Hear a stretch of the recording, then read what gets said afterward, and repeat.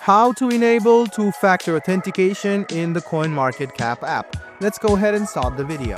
First of all, open CoinMarketCap on your device and click on your profile icon on the top right hand side.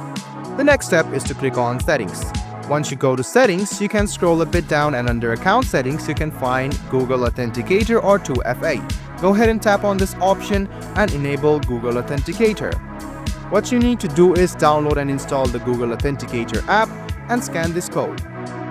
So you can just go ahead and screenshot it and tap on Next.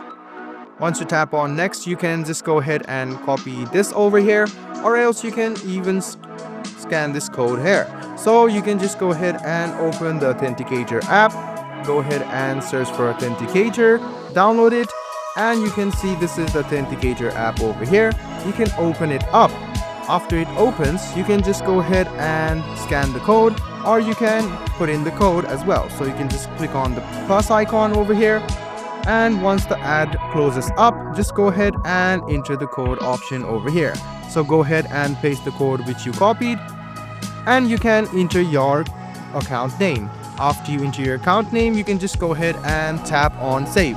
So once you do that, you're all good to go. So go ahead and tap on Save.